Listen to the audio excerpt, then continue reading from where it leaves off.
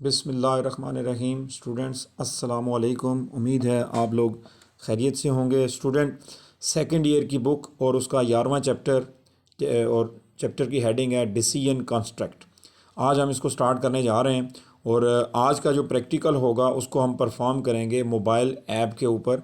यानी आज के हमारे जितनी भी अमली मश्क होगी आज के टॉपिक के रिलेटेड, उसको बजाय टर्बो सी में जो है वो उसको परफॉर्म किया जाए। मैंने अपने गुज़श्ता लेक्चर में आपको ये समझाया था कि वो स्टूडेंट्स जिनके पास कंप्यूटर की फैसिलिटी नहीं है वो अपने मोबाइल के अंदर ही जो है वो ना सिर्फ सी का प्रोग्राम कंपोज कर सकते हैं, कंपाइल कर सकते हैं, बल्कि उसको एग्जीक्यूट करके उसकी आउटपुट भी देख सकते हैं। तो स्टूडेंट, बढ़ते हैं आज के टॉपिक की तरफ और हमारा आज का टॉपिक है डिसीजन कंस्ट्रक्ट। स्टूडेंट, इस टॉपिक को समझने के लिए आपको सबसे पहले एक चीज़ जो समझनी पड़ेगी कि एक चीज़ होती है कंट्रोल स्ट्रक्चर। सबसे पहले हम इसको डिफ़ाइन करेंगे कि कंट्रोल स्ट्रक्चर जो है वो क्या होता है। बेसिकली आपको पता है कि प्रोग्राम जो किस चीज़ पर मुश्तमिल होता है, स्टेटमेंट्स के ऊपर। जैसे प्रिंट एफ हो गया, क्लियर स्क्रीन हो गया, या स्कैन एफ हो गया, या गेट सी एच हो गया, ये सारी क्या है, स्टेटमेंट्स हैं। तो इसी तरह जो कंट्रोल स्ट्रक्चर हैं वो भी स्टेटमेंट्स होती हैं, स्टेटमेंट्स ही होती हैं, लेकिन उनका काम क्या होता है, स्टेटमेंट्स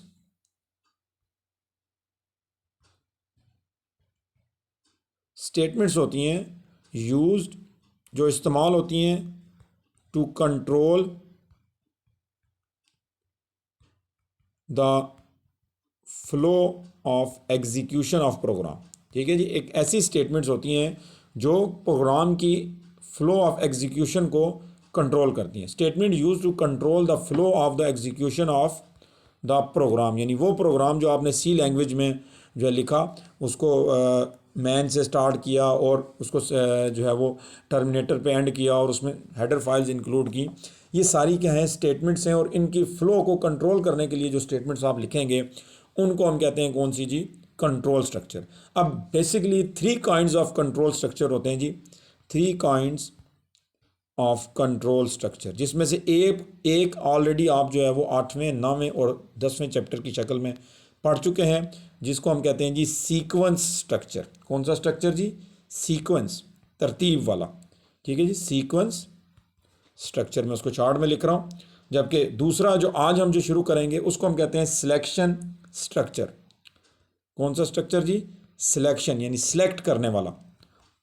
ठीक है, और सिलेक्शन आपको पता है कि किसी कंडीशन पे होती है, वो भी हम लेटर ऑन जो डिस्कस करेंगे। जबकि तीसरा जो है उसको कहते हैं रेपिटिशन, बार बार रिपीट जो है करने वाला स्ट्रक्चर, चीज़ों को बार बार रिपीट जो है वो करने वाला स्ट्रक्चर, उसको हम कहते हैं रेपिटिशन स्ट्रक्चर। अब आज का हमारा जो टॉपिक होगा, ये चैप्टर जो हमने शुरू किया हुआ है, ये जो है लाई करेगा इससे ऑलरेडी पहले हम जो सीक्वेंस स्ट्रक्चर पढ़ चुके हैं, और अब हम शुरू करने जा रहे हैं इस चैप्टर के अंदर कौन सा स्ट्रक्चर जी, सिलेक्शन स्ट्रक्चर। सिलेक्शन स्ट्रक्चर क्या होता है, ये भी बेसिकली स्टेटमेंट्स होती हैं। ठीक है जी, जो क्या करती हैं, स्टेटमेंट्स जो क्या करती हैं जी, सेट ऑफ स्टेटमेंट्स को एग्जीक्यूट कराती हैं। स्टेटमेंट्स बेसिकली ये भी क्या होती है, स्टेटमेंट होती है use to execute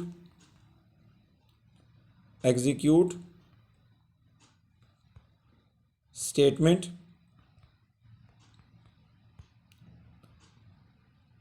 on the basis of condition.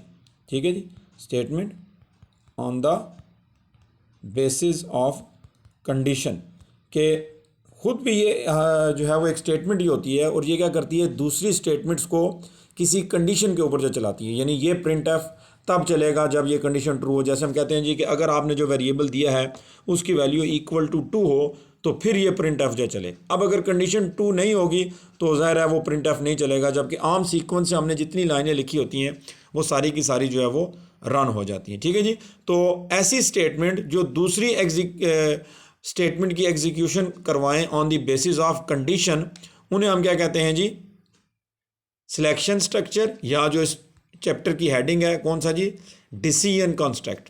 ठीक है जी, क्या कहते हैं उनको, सिलेक्शन स्ट्रक्चर, या उनका दूसरा नाम जो कि इस चैप्टर का नाम रखा गया और वो क्या है, डिसीजन कंस्ट्रक्ट। अब ये भी जो है वो स्टूडेंट 2 तरह के होते हैं, एक होता है इफ़ और एक होता है स्विच। ठीक है जी, SWI TCH, ये दोनों स्टेटमेंट्स होती हैं। एक होती है इफ़ स्टेटमेंट और दूसरी होती है जी स्विच स्टेटमेंट। ये दोनों क्या हैं जी? सिलेक्शन स्ट्रक्चर स्टेटमेंट्स हैं। अब इफ़ की आगे मुख्तलिफ आते हैं। इफ़ में सबसे पहले जो होती है सिंपल इफ़ है, उसको आज हम जो पढ़ेंगे। इफ़ बेसिकली क्या है जी? एक स्टेटमेंट है जो अपने असर के नीचे कुछ स्टेटमेंट्स को लेती है और उसके असर के नीचे आने वाली स्टेटमेंट्स उसी वक्त जो रन होती हैं जब वो कंडीशन ट्रू होती है। ठीक, यानी ये किसी एक स्टेटमेंट को या सेट ऑफ स्टेटमेंट को on the basis of condition जो है वो अगर आप कंट्रोल करना चाहते हैं तो तब ये स्टेटमेंट यूज़ होती है, जिसको हम कहते हैं इफ़ स्टेटमेंट।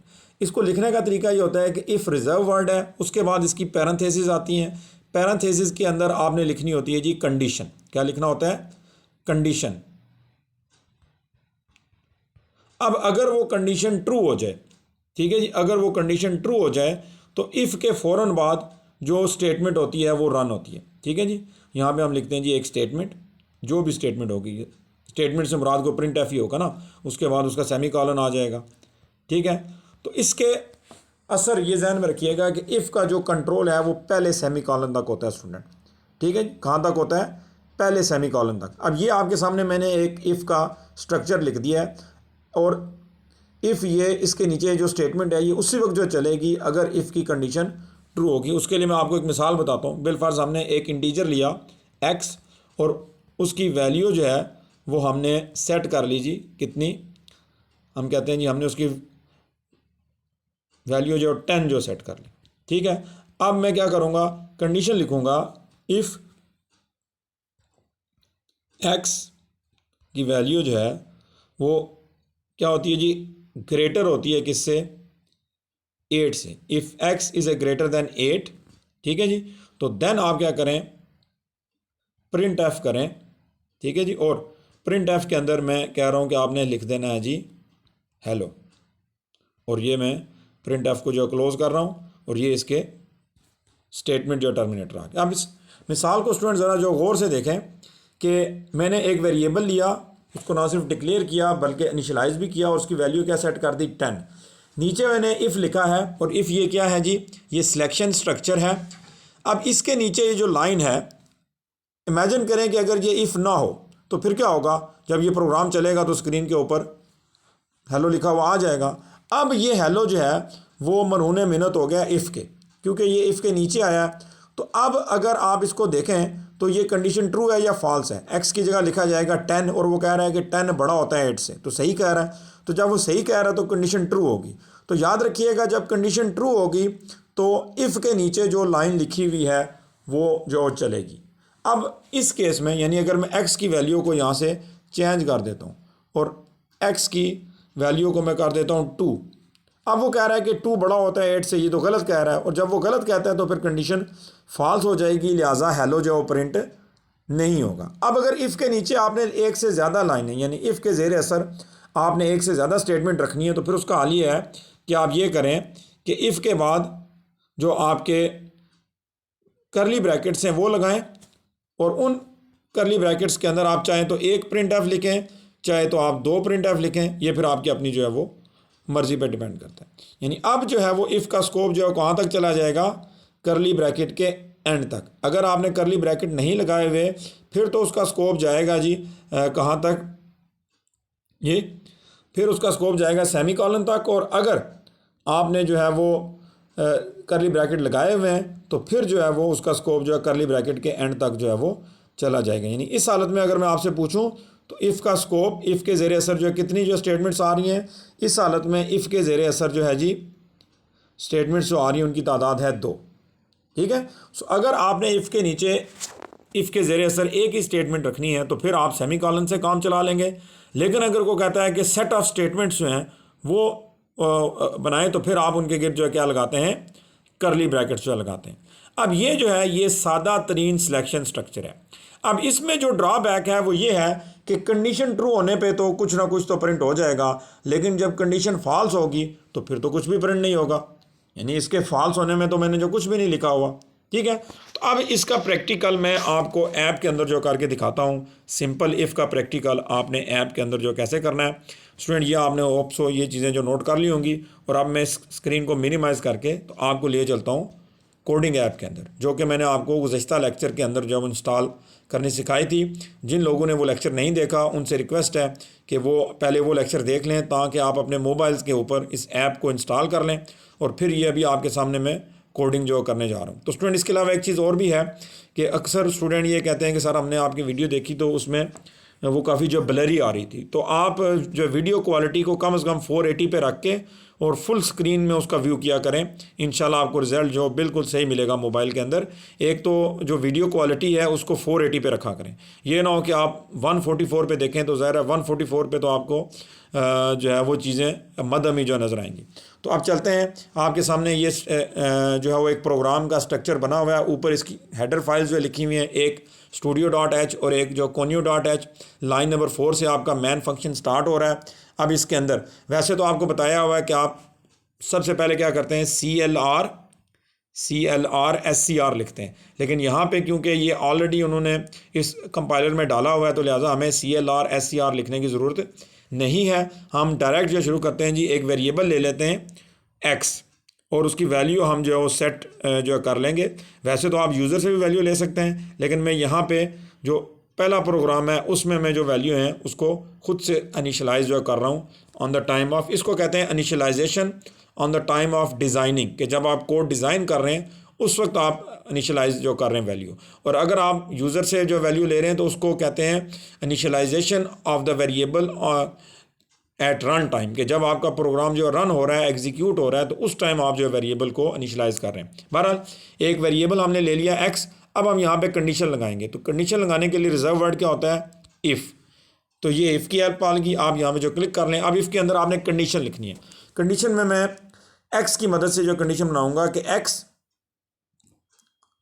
बड़ा है किससे जी, 10 से। इफ़ x बड़ा है 10 से तो फिर क्या हो, इसके नीचे हम लगाते हैं जी प्रिंट एफ। अगर x 10 से बड़ा है तो आप जो प्रिंट कर दो जी क्या जी, ग्रेटर। ठीक है, ग्रेटर वैल्यू यहाँ पे हम कर देते हैं 10 के बजाय 8 जो कर देते हैं। ठीक है जी, कि अगर x बड़ा है 8 से तो क्या प्रिंट होगा, ग्रेटर वैल्यू। अब ये प्रोग्राम मैं आपको चलाता हूँ तो वैसे भी ये कंडीशन ट्रू हो रही है इस वक्त, क्योंकि देखें x की वैल्यू जो हमने सेट की है वो क्या है, 10 है, और 10 हमें पता है कि 8 से बड़ा होता है। तो जब ये 8 से बड़ा होता है तो कंडीशन ट्रू हो जाएगी। तो अभी थोड़ी देर पहले मैंने आपको बताया कि ये लाइन जो है वो इफ़ के ज़ेरे असर आ रही है।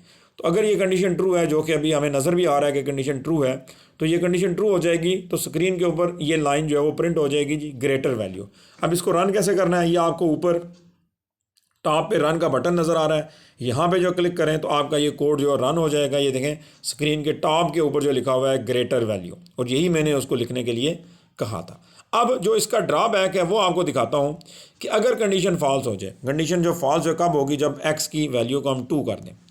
ठीक है जी, अब जब ये कंडीशन जो चलेगी तो वो कहेगा 2 बड़ा है 8 से, तो क्या 2 8 से बड़ा होता है, नहीं होता ना जी।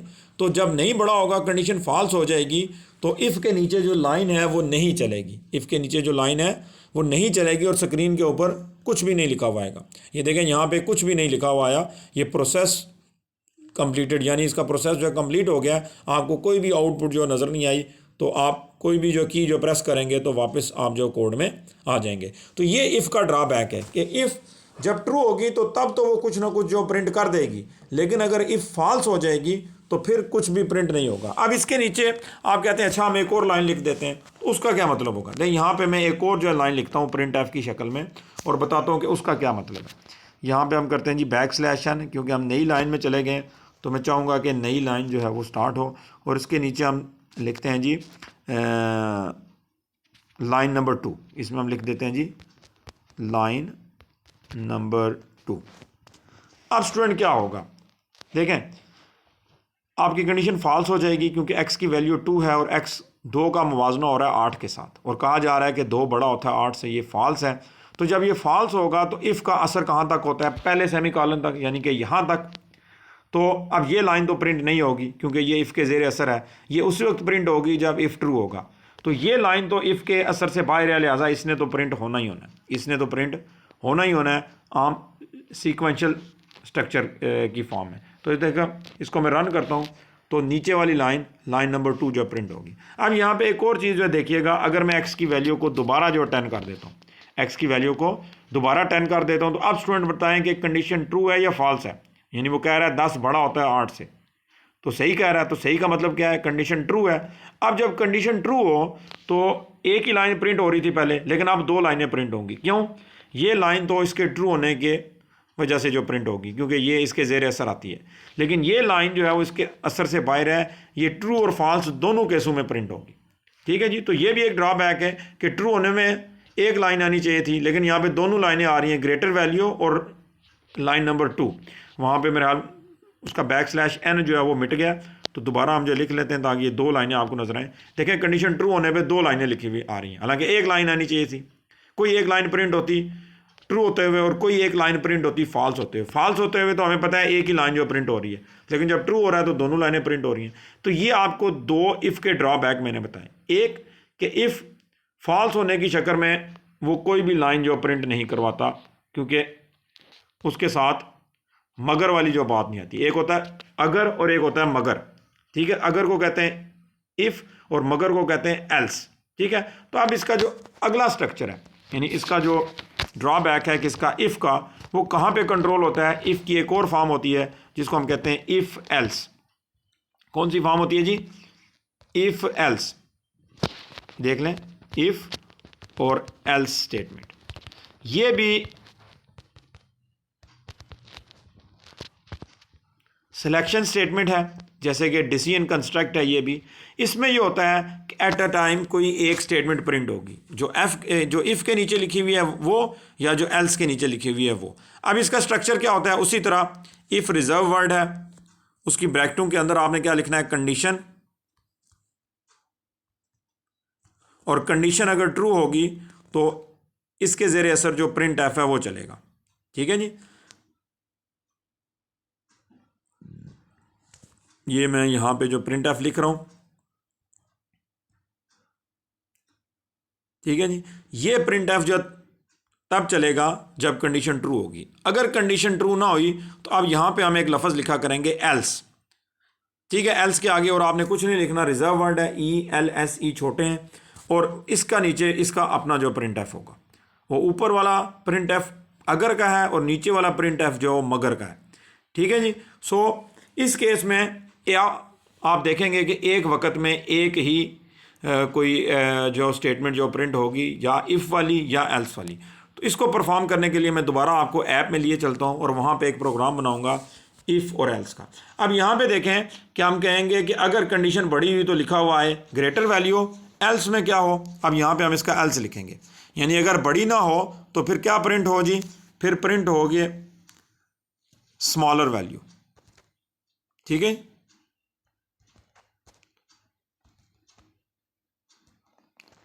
ग्रेटर वैल्यू और स्मॉलर जो वैल्यू। तो अब ये देखिएगा, अब ज़रा इस प्रोग्राम को गौर से देखें और मुझे बताएं कि कौन सी लाइन प्रिंट होगी। तो वो कह रहा है कि 10 बड़ा होता है 8 से, सही कह रहा है, कंडीशन ट्रू होगी तो पहली लाइन प्रिंट होगी। अब एल्स वाली लाइन तभी चलेगी, पहले तो ये स्मॉल वैल्यू वाली लाइन भी चल जाती थी अगर इसमें हम एल्स ना डालें, लेकिन अब एल्स वाली लाइन तब चलेगी जब कंडीशन फॉल्स होगी। अब इसको मैं रन करता हूँ एक दफ़ा कंडीशन ट्रू के लिए, तो क्या लिखा हुआ आएगा इस दफ़ा, ग्रेटर वैल्यू। तो ये देखें, ये लिखा हुआ गया ग्रेटर वैल्यू। अब मैं इनिशियल वैल्यू चेंज करता हूँ और इसकी जगह लिख देता हूँ 2। क्या लिख देता हूँ जी, 2। अब क्या होगा, अब जो है वो स्मॉल वैल्यू प्रिंट होगा। क्यों? इफ़ जब फॉल्स होगी तो इफ़ की ये वाली स्टेटमेंट नहीं चलेगी, क्योंकि ये इफ़ के ज़ेरे असर है। तो फिर वो कहाँ पे आ जाएगा, एल्स के अंदर, और एल्स में देखेगा कि क्या उसके लिए कोई प्रिंट एफ है लिखा हुआ। अगर है तो यहाँ पे तो है, तो ये इसको क्या करेगा, प्रिंट कर देगा। तो यूँ जो है स्क्रीन के ऊपर लिखा हुआ आएगा स्मॉलर वैल्यू। तो ये देखें, स्मॉलर वैल्यू जो है वो आपके लिए जो प्रिंट होगा। तो स्टूडेंट, ये आज के लेक्चर में हमने देखा कि 2 डिसीजन कंस्ट्रक्ट हमने देखे, एक सिंपल इफ़ और एक इफ़ एल्स। सिंपल इफ़ में ये नुकसान था कि वो सिर्फ और सिर्फ जब ट्रू होता था तो तब ही कोई चीज़ जो प्रिंट होती थी, एल्स के केस में उसका चक्कर ही नहीं था। ठीक है जी। जबकि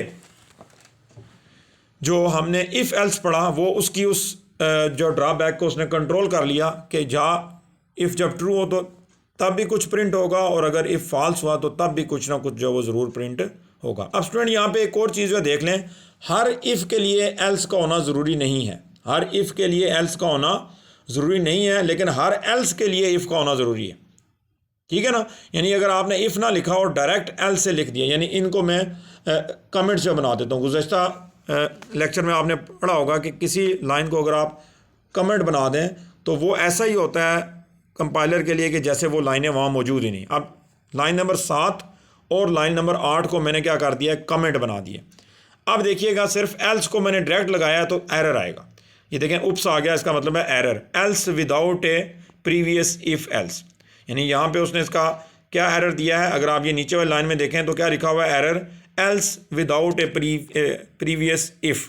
यानी एल्स जो है वो इफ़ के बगैर इस्तेमाल हुआ है, यानी इफ़ इस एल्स का इफ़ की तरह वो लगाएं। तो मैं अगर उस इफ़ को दोबारा जो सामने ले आऊँ, यानी उसकी कमेंट्स के बजाय उसको स्टेटमेंट बना दूँ, तो अब देखिएगा अब उसे कोई जो है वो कतगन नहीं है।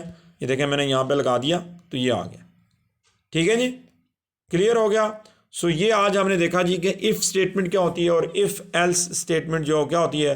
होप सो आज का टॉपिक आपको अच्छी तरह क्लियर हो गया होगा, ना सिर्फ टॉपिक बल्कि इस ऐप को कैसे यूज़ करना है, मोस्ट इंपॉर्टेंट थिंग वो भी आपने देख लिया।